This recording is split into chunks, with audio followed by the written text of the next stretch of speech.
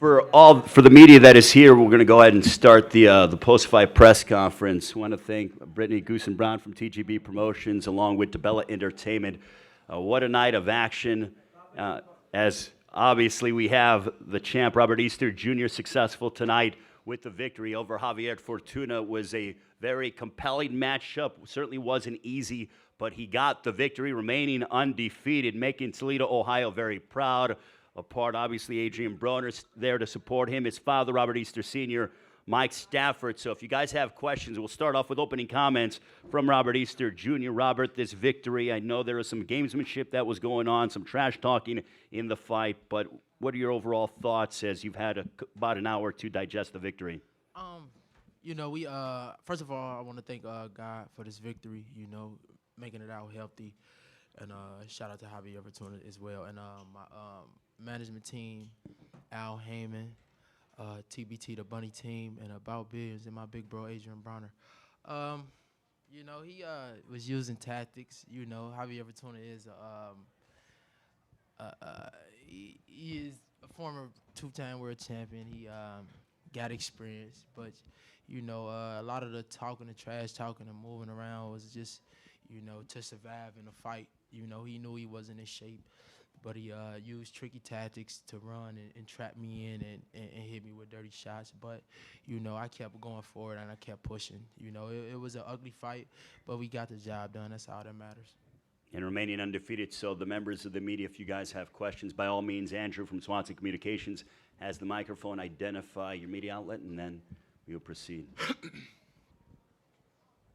John Gatling, New York Fights. Robert, we talked the other day in the gym. You had a very aggressive game plan in mind. You spoke about the last time you fought, in which you made it a little harder in your estimation than it needed to be. Do you think you did a little bit of that tonight, giving up the distance there? I know he was tricky and everything else, but you knew he wasn't in shape. Did a little bit of that play into your mind psychologically? Yeah, of course, because he wasn't really giving me anything. So I really had to press and walk forward and walk him down, you know what I'm saying, in order to get to him, because he was doing a lot of running and holding. So he made it a grueling match. Any questions for Robert? Hey, Robert, Keith Eidick from BoxingScene.com. Was he better than you thought he was going to be? No, he wasn't actually. You know, I knew what he was gonna do the whole time. Like I said, once he felt my power, that's when he was gonna get the boxing and running like he did.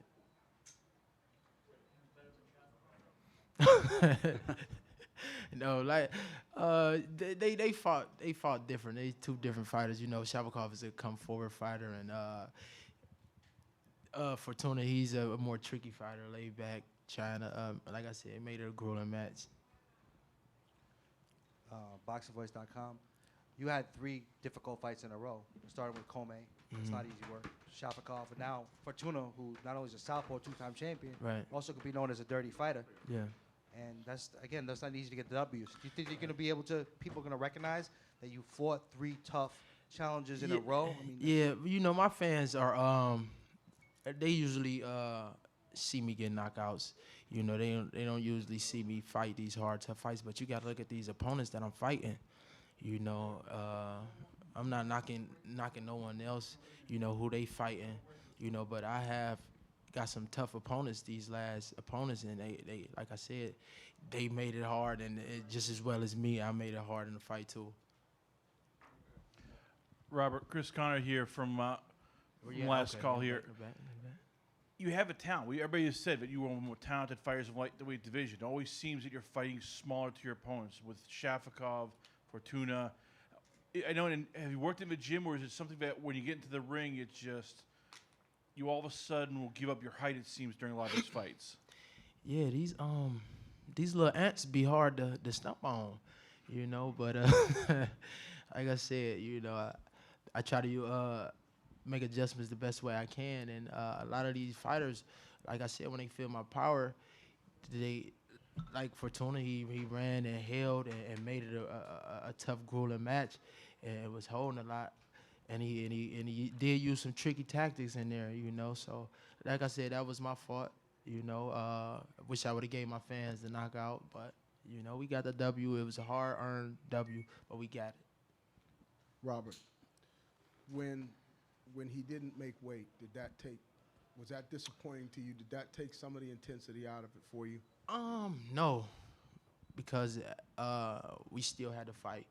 You know, it was still another man in the ring, you know, trying to take my head off. So I still had to keep focusing and stay on the game plan.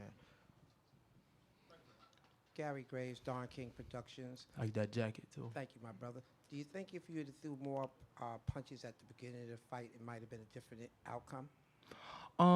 Of course, yeah, but like I said, he really didn't give me much to work on. He was sitting back a lot and trying to trap me and make me fall in a lot. So we wasn't really too worried about wasting punches, throwing punches, and getting countered. So that's why I had to sit back a little bit too and figure him out. Robert, because he did not make weight, do you feel that he doesn't deserve a rematch because he didn't do what he was supposed to going in? Yeah, that was unprofessional. If he hollering rematch, but you had a chance to win the belt tonight. You know, he had well over time to prepare for this fight. He knew before we even knew. You know, I didn't know who he was fighting until 6 weeks ahead of time. You know, he been knew. It's hard to ask for a rematch when you blow the weight on a title shot opportunity moving up to a new weight class. And it's also hard to argue you won a fight when you fought a champion and it was a hotly contested close fight and you didn't make the weight. Yeah. So, I mean, you know, there's no accident we're sitting up here right now and he's still champion. So having said that, you don't want to fight him again? Fights like this, it really don't make sense. Like I said, man, I'm ready to unify these titles, man. I'm ready to put the best up against the best. You know, that's what I've been working for and trying to get these unification bouts. All these other fights is unnecessary. Fortuna's a world-class fighter. He might want to think about getting down a weight class. What? I'm sorry, I said Fortuna is a world-class fighter, but he may want to consider, you know, looking at his weight and going down maybe where he belongs in weight. Yeah, but you know what? It's so weird. You move up in weight, you're supposed to have an easier time making weight, but that's not often how it works. You know, you're not used to making weight at that new weight class. You think you have more slack, you get fatter, and then you have to try to make weight. But this guy came here and he did what he was supposed to do as the champion. He got on the scale, he made weight. The other kid didn't. And I made the second weight too, and y'all. you got to take. You know what? We couldn't have taken the belt right now under the rules of boxing. He wasn't able to tonight. But just even like in a general sense, in the people sense, you want to take the belt from the champion. You gotta win clearly. And if you didn't make weight and you didn't win clearly, then you don't have a lot of right to complain. That's just my 2 cents. A salute on the win tonight, champ. Thank you. I appreciate it. Do you think tonight, gritting it out like this, being away from home, do you think this is the type of performance that will get the fans behind you to push us towards the unification fights that you seek? My performance definitely could have been better, but like I said, you had Javier Fortuna. Everybody know how he fight, and like I said, he made it a tough fight. He made it a hard fight. So fortunately, I didn't perform how I wanted to. But like I said, that still shouldn't be no excuse for the champions to fight the champions. That don't make sense. How was it being on the road? I know the last 2 fights were back at home. I'm sure you were bugged a lot for a lot of different promotional requests and all of that. How was it to be on the road and just come in and fight? You forgot. Before I won a title out of town. You know, I fought my whole career out of town. Them 2 fights that I had in the city was, you know, saying just to bring back my hometown and show love. So I've been used to fighting out of town. You know, that's no problem. That's my 2 cents. Any other questions for the champ?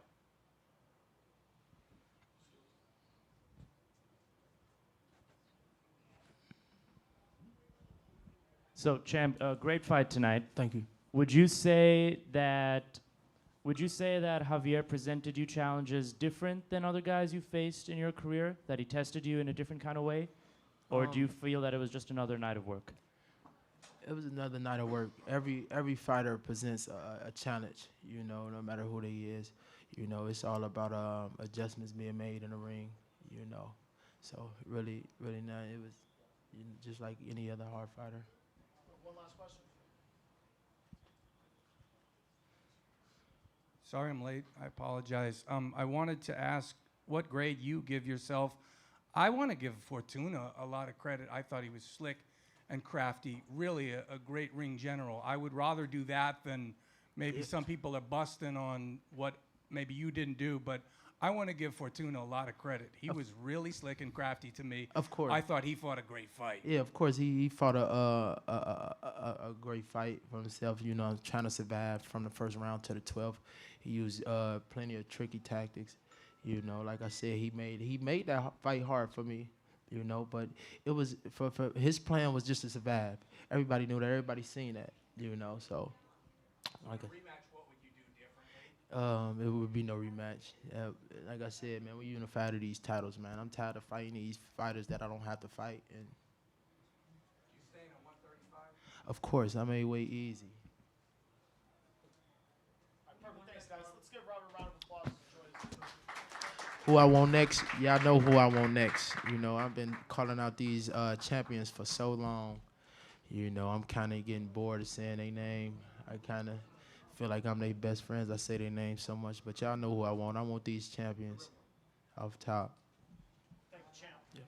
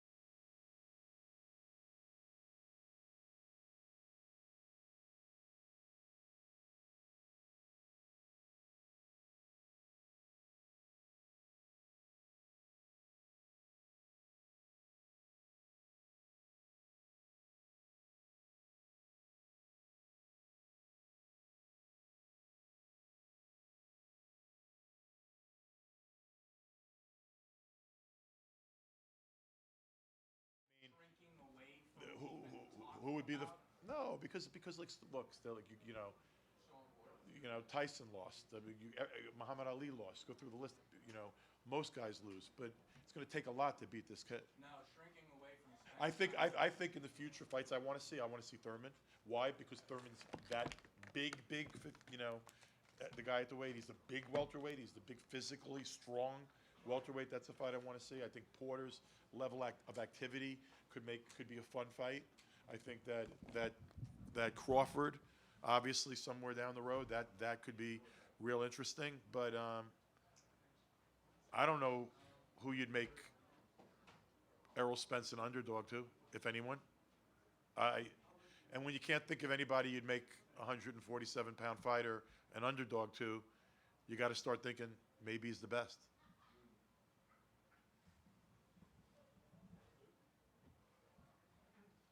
So I think Spence with the win over Brook and now Peterson is so dominant, 2 stoppages. It was probably announced himself somewhere in the top 10. Next question was about. I'd say pretty high in that list.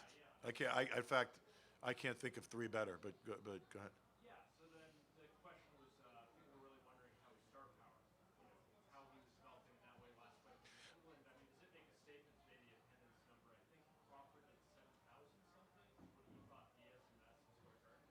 What is the attendance number tonight? 12. It was 12,000. I mean, you saw the room. No, I was You know. Crawford got. No. The point I'm making is he this is not a boisterous guy. This is not a guy that sits there and screams and yells to get attention. This is a guy that's getting his attention because what he's doing in a squared circle. This is a guy that's doing it in the frigging ring. And there were 12,000 people here tonight, and a lot of those people, most of those people, were here to see Errol Spence Jr. So is he catching on? Yeah, he's unquestionably catching on.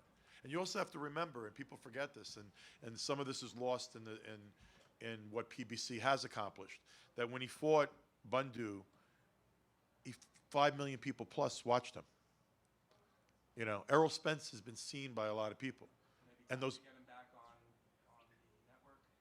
I don't know, but I mean, look, I think Showtime's not a bad home to have, but the point I'm making is he's been seen by a lot of people, and what those people are seeing, they're seeing the best in boxing.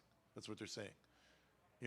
I've been in this game too long at this point, 28 years, and I mean, at this stage of a fighter's career, where he is right now, I haven't seen many more talented kids than this.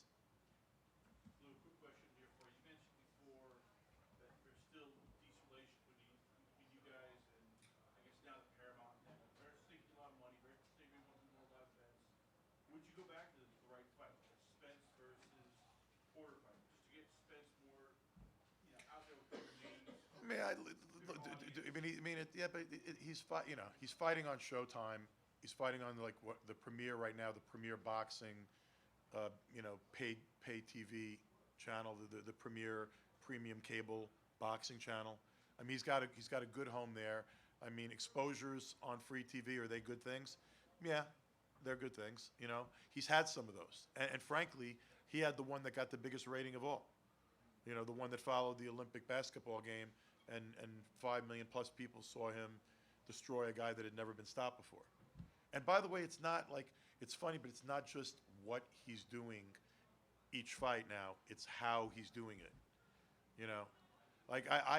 I'll be honest, I thought he was going to beat Lamont, but I've never seen, Lamont's a great fighter in my view, an excellent fighter, and just simply too much too soon tonight, too early in the fight. The pace was set almost immediately, and the course of the fight was clear after a couple of rounds. And it was in my mind, a remarkably impressive performance by a remarkably impressive young fighter. Excuse me?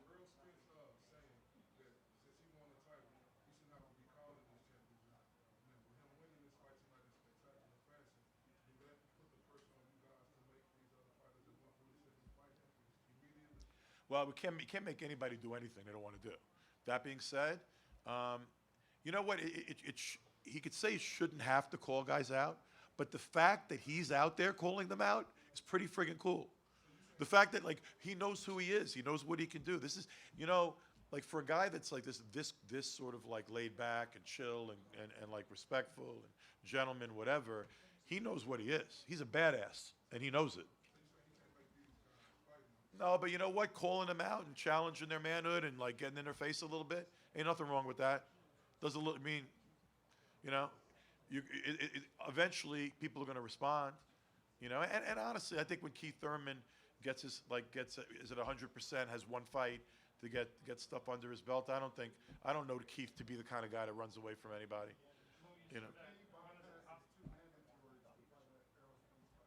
Excuse me? I'm sorry. Can Keith bypass his two mandatories to get that fight? Usually, look, boxing's a business, and including the championship organizations, and a unification fight trumps a mandatory, and money trumps everything.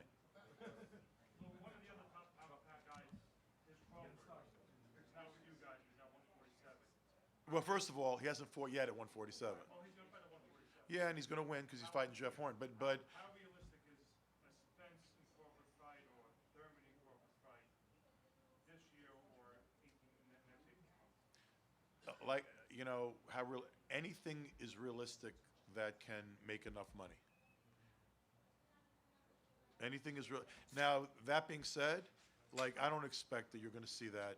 I think you'll see a Thurman Errol Spence fight before you'll see either one of them fight Crawford, because it's simply easier to make. And you know, Aram's out there with ESPN doing his thing, and no one's sitting there hating on him. He's entitled to do his thing, and you know, he's out there and he's investing his own money in it. But it's also probably no surprise that investing his own money, he'd want to probably use his own guys.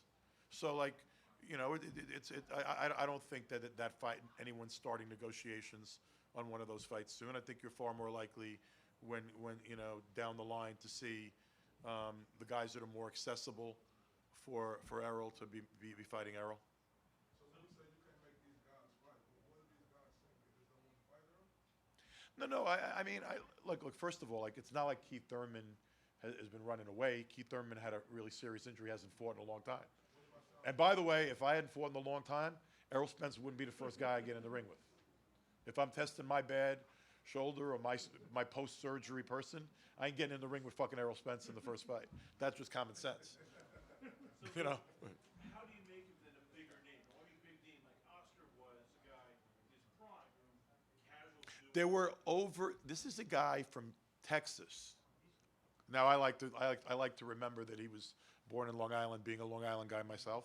But this is a guy from Texas fighting in Brooklyn, who's not, like, doesn't play the fool, doesn't go out there and get like attention for the wrong reasons, is a friggin' gentleman.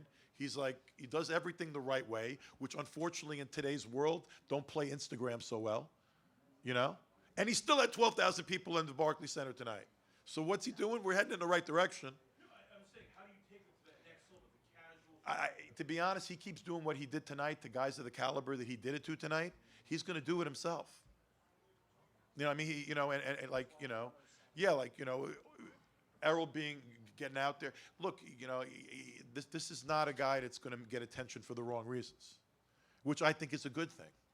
But he's so damn good, he's going to get attention for the right reasons. Is he the type of generational welterweight star that Floyd Mayweather was?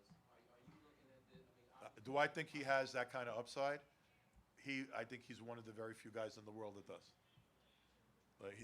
I think he's one of the very few guys alive right now fighting that has that kind of potential. I mean, it's a handful, and then he's one of them that has that you know. And honestly, like, there's a lot of things about him that remind me of Ray Leonard, who was my good friend, and we worked together for years when I was at HBO, and he was announcing, and we were on the road a long time together. Ray was the nicest guy outside of the ring with a smile on his face. He always understood, even when he was having problems, how to act, how to conduct himself in public and in front of people and with the fans, how to be accessible. But then he'd get in a ring and you'd see this look in his eye where, like, you knew that now it's business. Now the guy in front of me is trying to hurt me and I'm going to try to hurt him. And that killer instinct, like, this is like a kid that has that kind of killer instinct, you know. He's the whole package. And I don't see any reason to think that his popularity is going to grow really quickly, because it's growing really quickly as it is. And it's just going to grow quicker.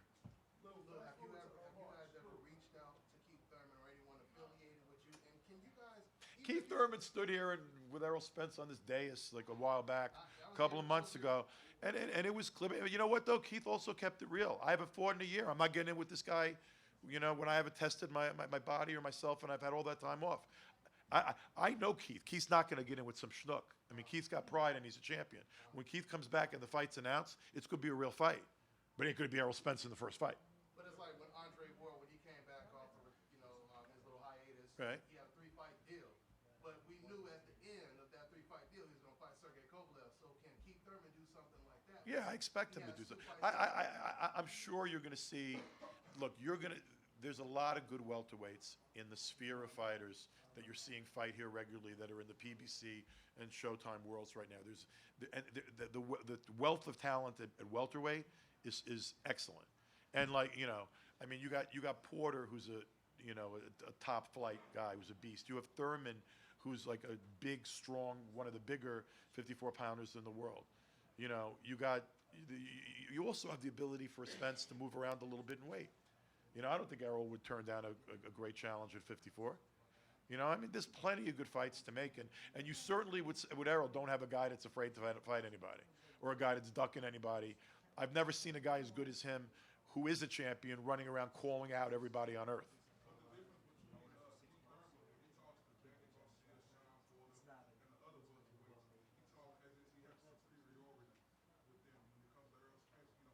Well, I think, you know what? Because Keith's one of the smartest guys I know in the business.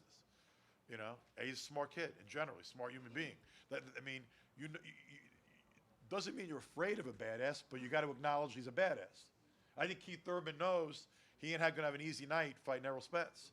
By the way, I think Errol Spence will probably tell you he wouldn't have an easy night fighting Keith Thurman either. I mean, it'd be a fight.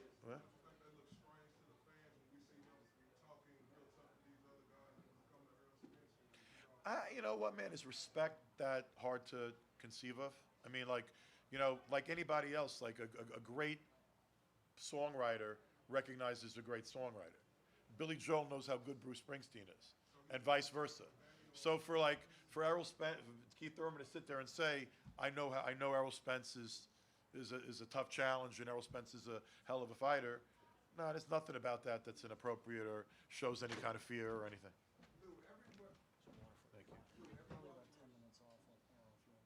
You got it. No, what the fuck, I'll do it. Every one of the top welterweights, every one of the so-called top welterweights can look at Errol and say there's a direct comparison. Sean Porter lost his world, he beat Sean Porter with the distance with McGregor, he knocked him out. If you want to do that 6 degree of separation thing, then you're going to be really scared of Errol when you start doing that. Well, you do that. I mean, because you have now Danny Garcia's fighting next month. And there's some people who thought that he lost to Peterson, and you saw where it's fits. So.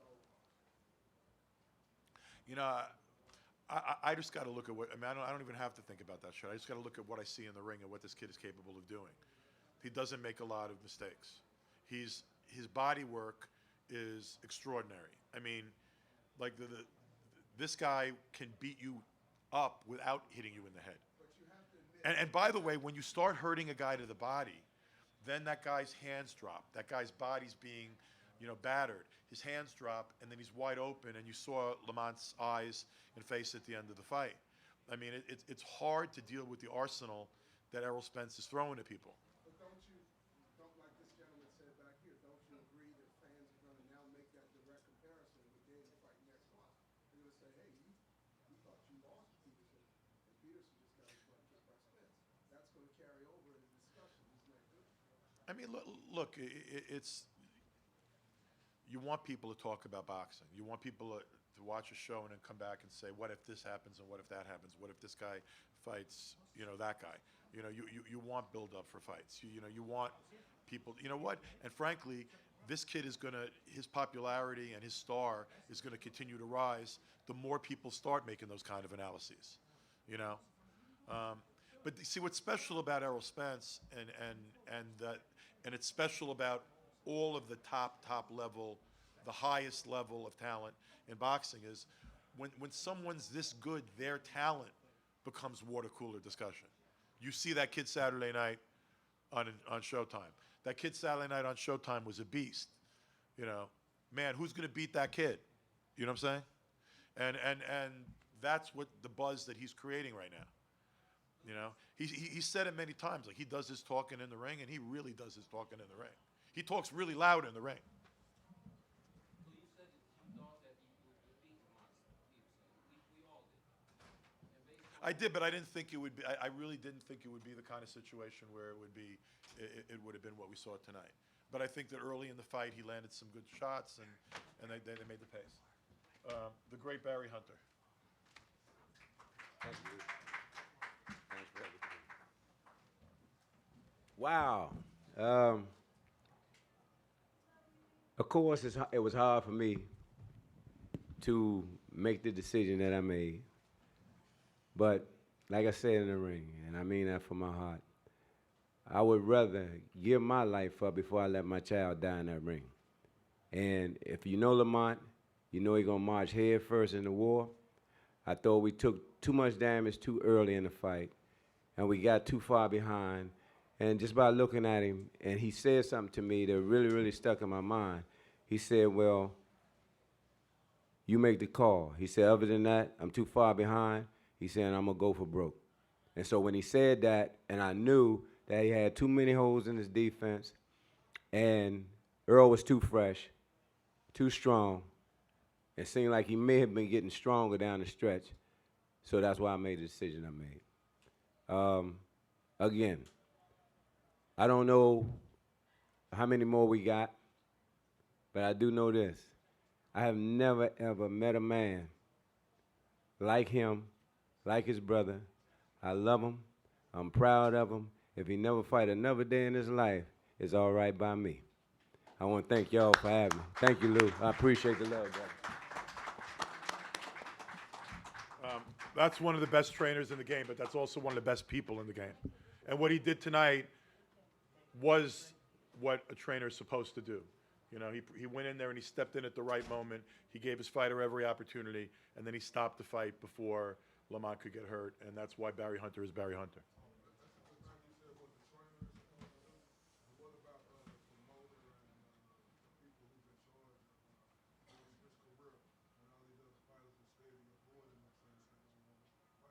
Yeah, but you're sitting there acting like tonight wasn't a real fight. I mean, Lamont Peterson was one of the best guys in the division.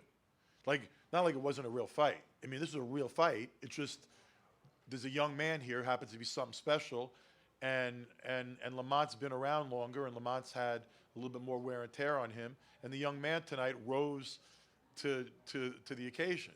I mean, like, this was a real fight, and you know, I mean, like.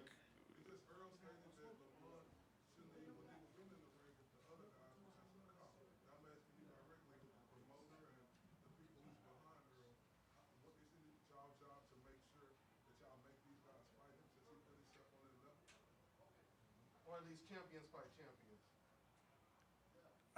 I think you saw a really good matchup tonight. The fact that one guy dominated another one doesn't change the fact you saw a good matchup tonight. And by the way, when someone's good enough, they're going to dominate a lot of fucking people. So if you think that, like, it's so easy to find guys that Errol Spence isn't going to beat up, you're probably wrong.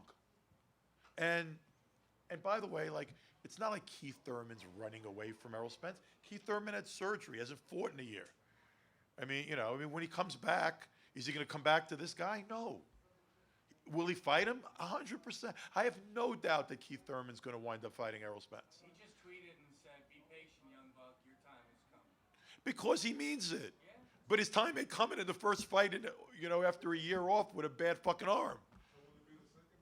Who knows, man? But it's going to happen. Relax, relax, relax, man. It's a game. Relax. What is plan B, though? Let's say Thurman wants another fight. His shoulders getting a little handsome. You made, let's say, Spence versus Porter.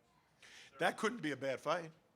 Now, I'm not going to sit here and I could have my own feelings in my own head about who's going to win, but there's no way on earth that's a bad fight, you know? And by the way, styles make fights too, so is it necessarily the same outcome as the Kell Brook fight with Porter was? No. I mean, you know, Sean Porter's a bitch to fight, you know? And he's a hell of a fighter, you know? And there's not a lack of talent at welterweight. It's a really rich division. So, I mean, there are fights to make. By the way, you think Bob Arum is sitting in Las Vegas right now saying to himself, oh, damn, I'd really like to put Crawford in with Errol Spence. Man, that's really what I'd like to do right now. ESPN, get ready, because I'm gonna spend my own money to get my guy beaten. I doubt it. You think Porter will take Spence? What? You think Porter will fight Spence? I think Porter'd fight King Kong.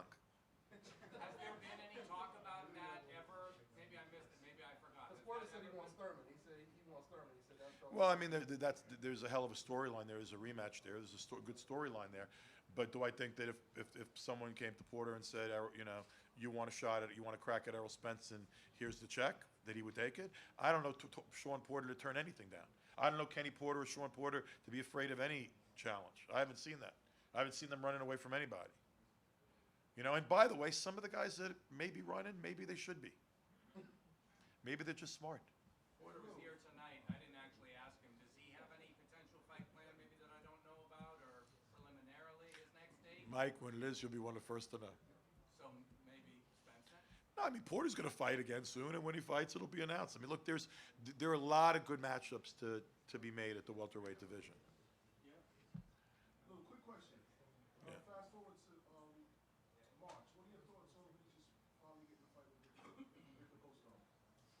I think that that's a hell of a fight, you know, and that's a big step up for Regis.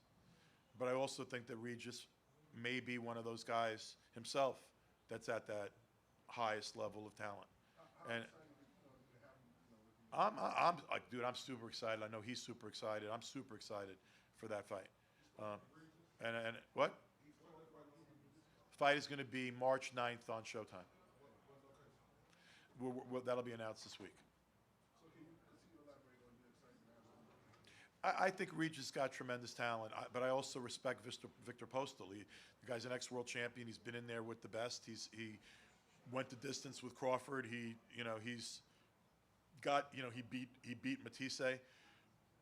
Victor Postol's no day at the beach and no joke. I mean, but you're a young fighter and you think you're the best. Like, you know, I mean, he's got that same mentality that Spence has. You know, Regis has been calling out the top of the division since he's, you know, a kid. So now he's getting what he's asking for. So I'm really excited, and I think he's going to show people on March 9th what he has. And I think it's another emerging young star for Showtime. But he's got to beat Victor Postol. That's a handful. Pivoting to your heavyweight fight coming up, Deontay. March 3rd right here. Yeah. Tickets now on sale. Deontay has talked in the past about he wants to make sure that everyone he's fighting is clean.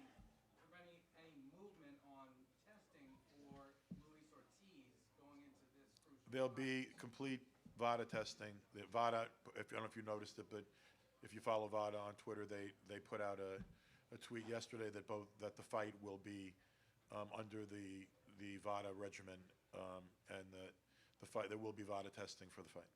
Have you gotten any type of agreement that Anthony Joshua, if he beats Joseph Parker, he just may fight? Of course not. Ortiz Wilder? No. What's Wilder's plan B if he gets past Ortiz? He's the heavyweight champion of the world. If he beats Ortiz, who's one of the best guys in the world, he doesn't need a fucking plan B. If Anthony Joshua doesn't want to fight him, we'll fight somebody else. And we'll fight somebody else until Anthony Joshua's ready to fight him. I mean, you know, if you're Eddie Hearn and you got a guy that could fight Bozo the Clown in front of 60,000 people in London, you're going to run and fight a guy that's got 46 out of 47 knockouts and could take your head off? I don't know. So, Lou, what's your plan B if Ortiz fails other than It's not a matter of plan B. You know, I mean, look, personally, he didn't have to fight Louis Ortiz. If Deontay would have said, I don't want to fight Louis Ortiz, I wouldn't have given a flying rat's ass if he fought Louis Ortiz. He wanted to fight Louis Ortiz. You know why he wants to fight Louis Ortiz? Because he wants to prove to all of you that he's the best. No, I'm not getting chippy with you. I'm just making a point. Like, this is a guy that wants to fight the best. He was going to go to Russia to fight a guy all PED'd up in Povetkin. He was getting on an airplane when the guy busted his drug test. You know, Deontay Wilder's not afraid of anybody. Deontay Wilder is the hardest punching heavyweight in the world, and he's a guy with a lot of pride. That's why he's fighting Ortiz. Because God knows if it was up to me, I'm not saying that would have happened. But he's the boss, he's the champ, and he said, I want to fight the guy that everyone thinks is the boogeyman because I want to get people off my back, and I want people to know what I am. That I'm the heavyweight champion of the world, that I'm the best, and that Joshua's got to come through me before everyone's ordaining him the king of boxing. Yeah. What's the undercard for that fight? For the Wilder fight? We'll be announcing that shortly. We'll be doing that shortly.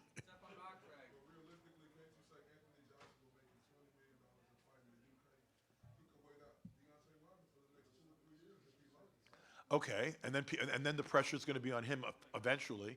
And in fact, I think one thing that is happening, and the British boxing fans are very passionate about the sport and they follow stuff.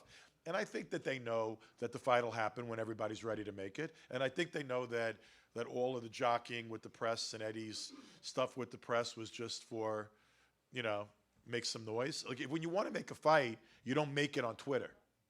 You want to make a fight, you make it in a back room. You find out about a deal. Deals are made quietly. Deals aren't made by like negotiating in newspapers or websites or Twitter.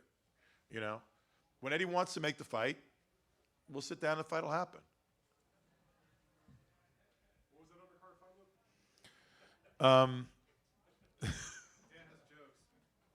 You're not going to lay off me, are you, big guy?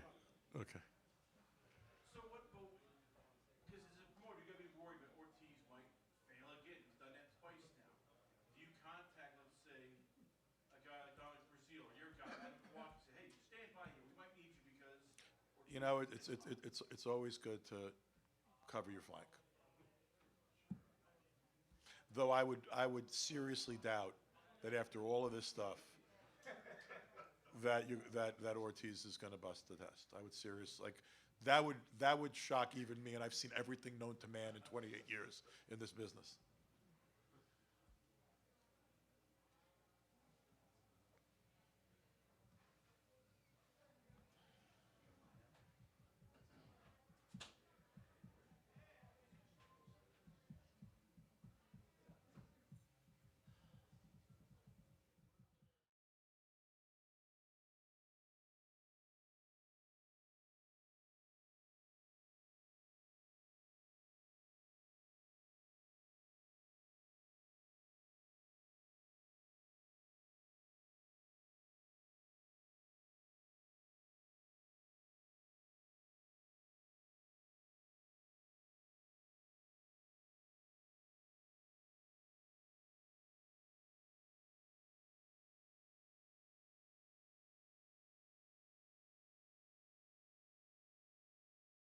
I'm calling you number one, particularly when you look at this clean. Hey, got any other comments about that?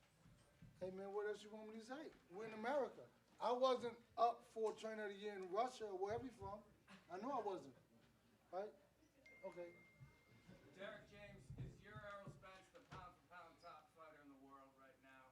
I think he possibly is. I mean, I don't really know. Let me see.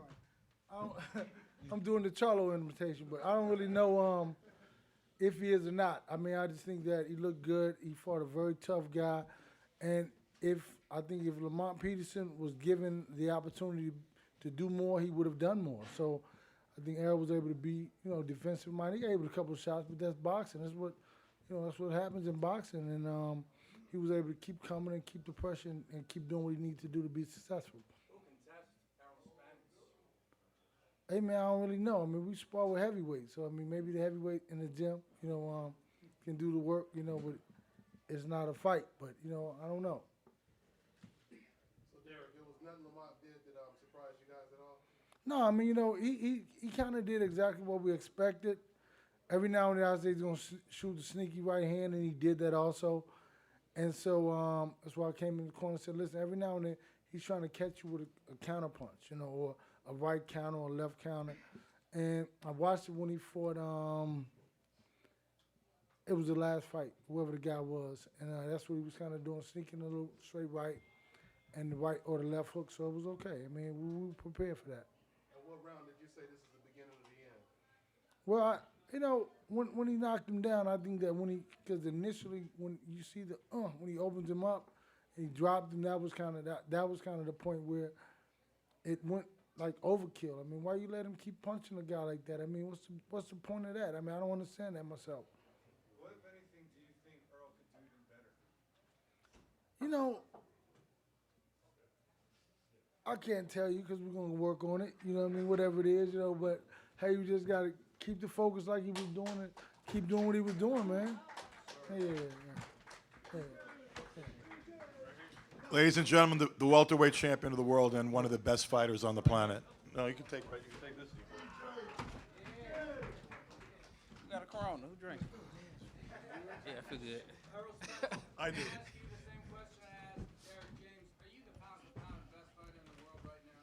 I'm not gonna say I'm the pound for pound best fighter in the world right now, but I'm definitely headed that way. Please raise your hand for a mic. Dante's Boxing Nation. Errol, congratulations. Did you mess up by looking too impressive to where some of your other competition may say, you know what, let me wait until he looks a little bit more flawed before I get in with him? No. I mean, you can't never look too impressive. You know, every fight I want to look impressive. Every fight I want to put on one-sided performances, and that's, you know, that's what I always say. So you can't never look too impressive in a fight. Errol over here. Errol, right here. Right here. Coach Anthony here with Behind the Gloves, man. Congratulations on a great win. Tonight you showed that you could box. You showed that you could use angles, that you can use lateral movement, that you can actually box from the outside. We saw Peterson try to walk you down, which I don't think was the smartest decision. Obviously showed that. So do you think that also show people who think that you're just a come-forward fighter, who think that you just put pressure, that you can actually box, utilize movement, angles, and whatnot? Yeah, I mean, guys who grew up with me in the amateurs know I can box. You know, I started out boxing. You know, I didn't win national tournaments and win tournaments overseas and, you know, become an Olympian because I was just a come-forward fighter. You know, I can do it both. I can box and I can come forward. But, you know, I never really showed that game because, you know, I always knew I can just press guys out and just beat them up. So, you know, my coach told me to show different things and vary my style up and my punches up and just step over. So I listened to him this fight and just stepping over, using my angles and things like that. Over here, Errol. Over here, Errol, on the side. Congratulations to you.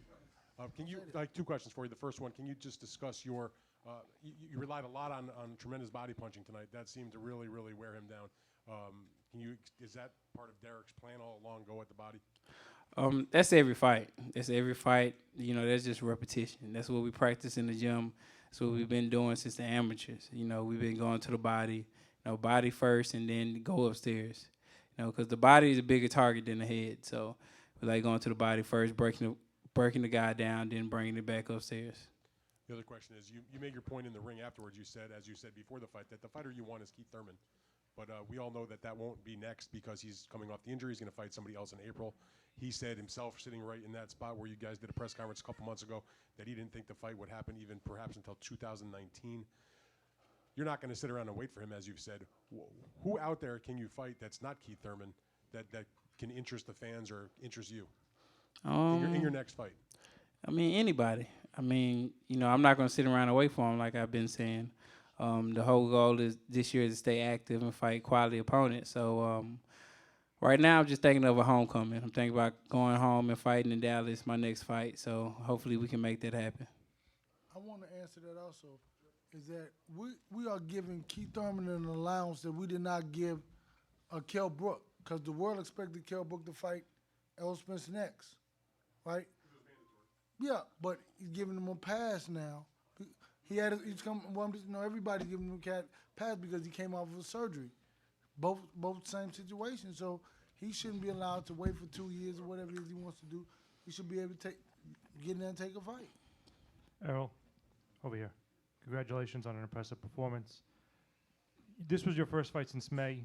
That was your first fight since August before. Do you want to be more active, and how many times do you want to fight this year? This year I want to fight 3 times. You know, I didn't take too much punishment. You know, got hit a couple times, so you know I'm looking to come back in either May or June, and hopefully have a homecoming in Dallas. But at least 3 times a year, I would like to fight.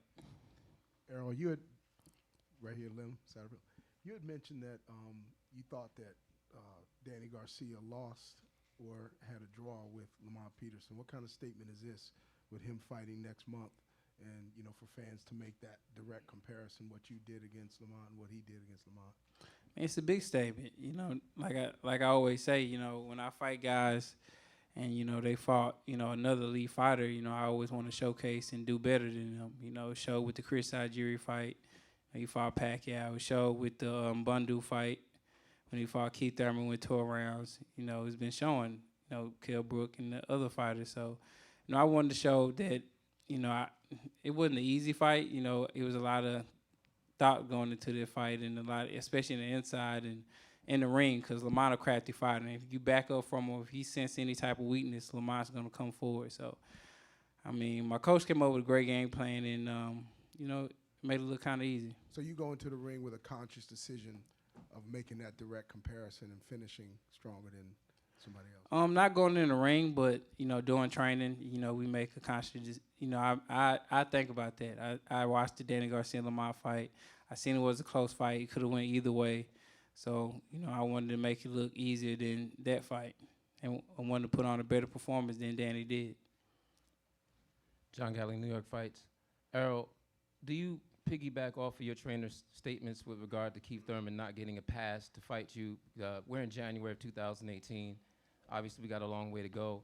Do you see any reason why that fight shouldn't be made this year? When I interviewed him earlier this month, he indicated that a lot of things regarding yourself was a little overblown, and that he's a bigger puncher than Kell Brook because he hurt Sean Porter a couple times in that fight, and Brook wasn't able to hurt him. What do you think about the likelihood of that fight if Keith Thurman is able to come back and, let's say, April looks pretty good? What would you like to say to Keith Thurman right now?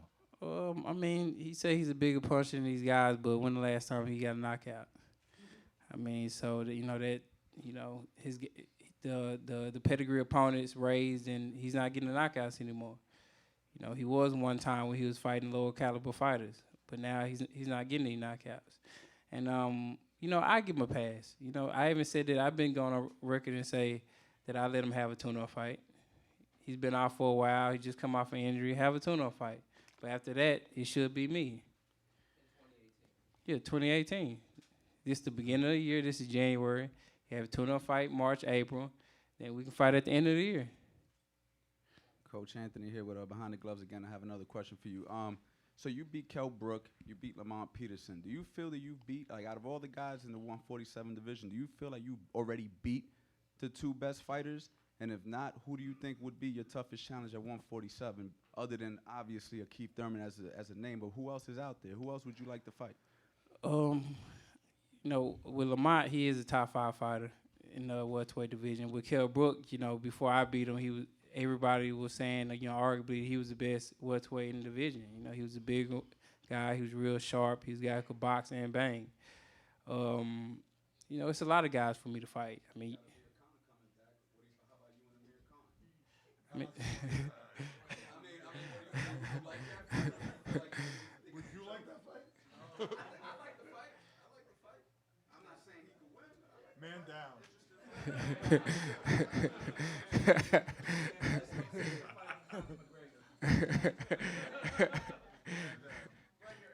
Hey, Errol, correct. TBA Boxing Talk, Dallas, Texas. Hey, what up, man? Before this fight, a lot of people were saying, oh, Errol can't move his head, he can't box. They said you was just a come-forward fighter. Did you show everybody tonight your full arsenal? I've been told people I can do it all. Like I said before, nobody really made me box, or nobody really made me, you know, move my head or use angles and things like that. You know, even with my coach, why don't you, you know, I do it in sparring all the time. My coach in the fight, he's like, why don't you use your angles? Why aren't you moving, doing this? Because I didn't have to. You know, and just today I just felt like boxing and using my angles and things like that. But you see at the end of the round, I started coming forward. Errol, Chris Connor here, Last Call Radio Show. Congratulations on your performance first. We're in an era now where talking trash, Twitter feuds, Instagram posts, that's how you become a big star, whether it's Connor, whether it's Floyd, whether it's Adrian. That's not you. You're not a guy who likes to talk trash. How do you build your brand of it? How do you become a guy who can, you know, captivate people who are non-boxing fans, casual fans, when you don't want to go on Twitter, you don't want to go on Facebook, and I'm guessing you don't want to be one of those guys who acts like an idiot? I mean, Sugar Ray Leonard didn't talk trash either. I mean, Sugar Ray Leonard crossed over and became that guy because his performance in the ring, you know, his smile, he was a people's person and things like that. So Before you walked in here, his name came up. Oh, yeah? Yep. And things like that. All so you got to do is keep beating people's asses like he's Yeah. been doing every fight out there. You don't have to play the fool. Just do what you're supposed to do. And if you're exciting enough in the ring and you're destroying top level of competition, you're going to be a star. 5 million people saw him fight on network television. 12,000 people. He don't live here in Brooklyn. It'd be nice if he did, but the man lives in Texas. He came in and there were 12,000 people here tonight. I mean, it's happening. Sorry. Hey, right here. Errol, you're obviously a special fighter, but Derek James is a special trainer. Do you think he's trainer of the year? Definitely. I mean, definitely. Especially if you look what he's done with Jamel. I mean, Jamel was a guy who used to box. He didn't get many knockouts. You know, people was trying to call him boring and things like that. And then now, you know, he's getting knocked. He had, I think, two knockouts that was nominated for knockout of the year. So I mean, you see it. The proof is in the pudding. Even with me, every fight I'm developing, I'm getting better.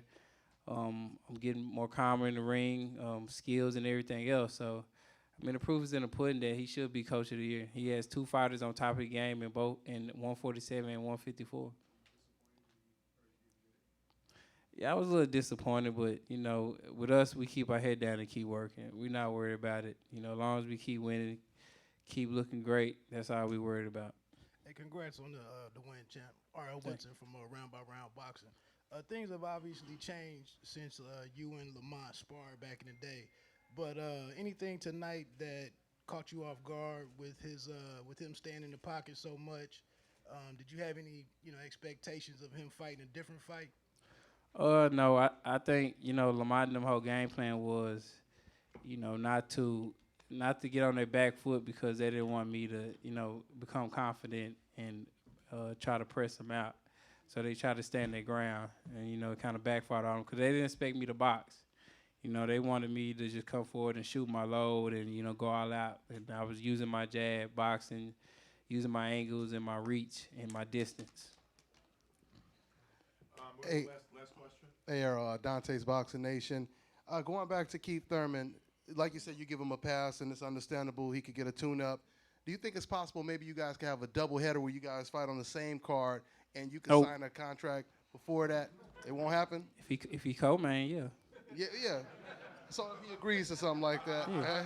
I don't really see either one of them agreeing. But regardless of you guys. One last question right here, Dante. Okay, all right. Right back there. John Cudney, Reddit Boxing Sunday Puncher. So congratulations, Eric and Errol and Derek. You showed devastating power again tonight. Your sparring partners say you hit like a heavyweight. Derek talks about all the bones you've broken in your sparring partners and your opponents.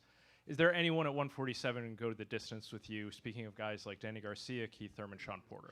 I mean, they could. That's what we train for. Like I said before this Lamont Peterson fight, we train for the distance. I don't train, you know, for a 6-round fight, 7-round fight. I train mentally for a 12-round fight. So if it's in the 10th, 11th round, you know, I still have gas in the tank. You know, I don't train for early knockouts. If it's come, I'll take it. But other than that, we don't focus on knockouts during training. Thanks, everybody. Thank you.